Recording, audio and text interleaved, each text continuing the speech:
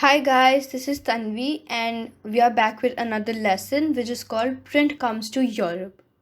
अब हमने पहले चैप्टर में पढ़ा था कि कैसे जापान और चाइना के पास अपना खुद का प्रिंटिंग सिस्टम ऑलरेडी था। अब चाइना एंड यूरोप के बीच में जो ट्रेड रिलेशंस थे वो सिल्क रूट के थ्रू सेंचुरी से चल रहे थे और फिर 11th सेंचुरी में सिल्क रूट के थ्रू ही चाइनीज़ पेपर यूरोप पहुंचा। पेपर ने प्रोडक्शन ऑफ मैन्युस्क्रिप्ट्स बहुत ईजिया बना दिया जो स्क्राइब्स बहुत मेहनत से लिखते थे। फिर 1295 में मार्को पोलो एक जो बहुत बड़े एक्सप्लोरर थे वो इटली वापस आए अपने चाइना को एक्सप्लोर करने के बाद।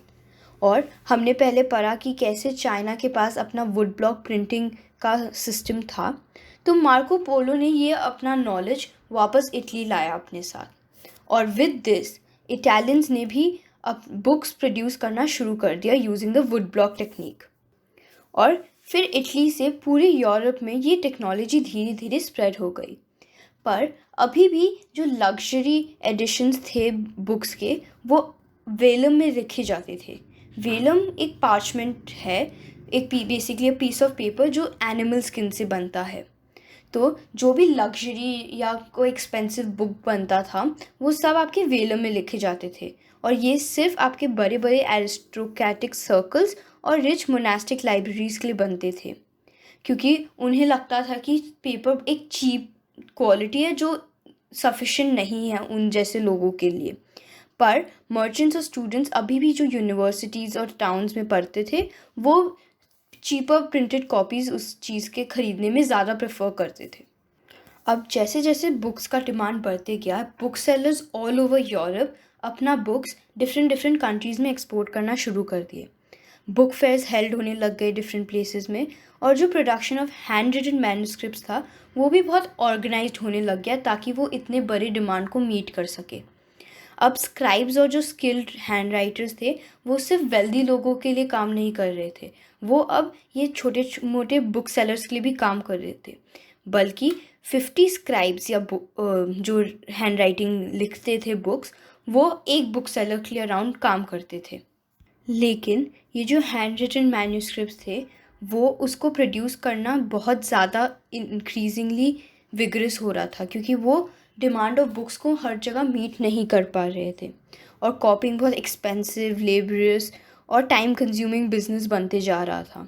और जो मैन्युस्क्रिप्ट्स थे वो अपने में ही इतने फ्रेजाइल थे और इतने ध्यान से हैंडल करने के लिए थे कि वो हर जगह रेडिली आप ले जा नहीं सकते थे। इस कारण से जो सर्कुलेशन ऑफ बुक्स था वो बहुत लिमिटेड होता था। पर बिकॉज द डिमांड इतना बढ़ रहा था, वुड ब्लॉक प्रिंटिंग ग्रेजुअली बहुत पॉपुलर हुए जा रहा था। अर्ली 15th सेंचुरी तक वुड ब्लॉक्स इतने वाइडली यूज़ होने लग गए कि वो print of textiles, playing cards और religious scriptures with simple text में भी यूज़ होने लग गए। अब ये बहुत एविडेंट होते जा रहा था कि उन्हें एक क्विकर और cheaper means of production of text चाहिए था और ये इन्वेंशन सिर्फ एक न्यू टेक्नोलॉजी के थ्रू हो सकता था। और ये ब्रेक थ्रू हुआ स्ट्रासबर्ग जर्मनी में, जहाँ जोहान गुटेनबर्ग नामक एक इंसान ने एक फर्स्ट प्रिंटिंग प्रेस बनाया इन द 1430s। अब हम पढ़ते हैं Gutenberg and the printing press के बारे में। गुटेनबर्ग एक मर्चेंट का सन था और उसने अपना पूरा बचपन एक लार्ज एग्रीकल्चर एस्टेट में बिताया था। अब उसकी चाइल्डहुड में उसने बहुत सारे वाइन और ऑलिव प्रेसेस को देखा था और उसने साथ ही साथ में आर्ट ऑफ पॉलिशिंग स्टोन्स भी देखा, जिससे वो एक मास्टर गोल्डस्मिथ बना और उसके थ्रू उसने क्रिएटिंग लेड मोल्ड्स का एक्सपर्टीज़ किया। अब उसने इतने सारे डिफरेंट चीज़ समझे तो उसने इन सब से थोड़ा थोड़ा नॉलेज निकाल कर अपना ये new innovation which is called the printing press बनाया। उसने अपने ऑलिव प्रेस के मॉडल को अपना प्रिंटिंग प्रेस का मॉडल बनाया और जो लेड मोल्ड्स थे उससे उसने metal types of letters of alphabet बनाए। और बाय 1448 में तक गुटेनबर्ग ने अपना सिस्टम पूरा परफेक्टली बना लिया था। उसने अपना फर्स्ट बुक बाइबल प्रिंट किया और अराउंड 180 कॉपीज़ प्रिंट किए, जिससे उसे 3 years लगे पूरे प्रोड्यूस करने में। एंड उस टाइम तक आपको लग रहा होगा कि 3 इयर्स में सिर्फ 180 कॉपीज़, पर उस टाइम के हिसाब से ये बहुत ज़्यादा फास्ट प्रोडक्शन था। पर इस टेक्नोलॉजी ने पुराने art of writing books by hand को कम्प्लीटली डिस्प्लेस नहीं किया। तो जो फर्स्ट प्रिंटेड बुक्स थे वो बहुत क्लोजली रिटन मैन्युस्क्रिप्ट्स को रिजेंबल करते थे अपीयरेंस और लेआउट में। जो मेटल लेटर्स थे वो ऑर्नामेंटल हैंडराइटिंग्स जो कैलीग्राफी लोग प्रैक्टिस करते थे उसको बहुत क्लोजली रिजेंबल करते थे। और जो बॉर्डर्स थे वो इल्यूमिनेटेड थे विद हैंड पैटर्न्स, तो डिज़ाइनिंग किया जाता था बॉर्डर्स में और वो इलस्ट्रेशंस को लेटर पेंट भी किया जाता था।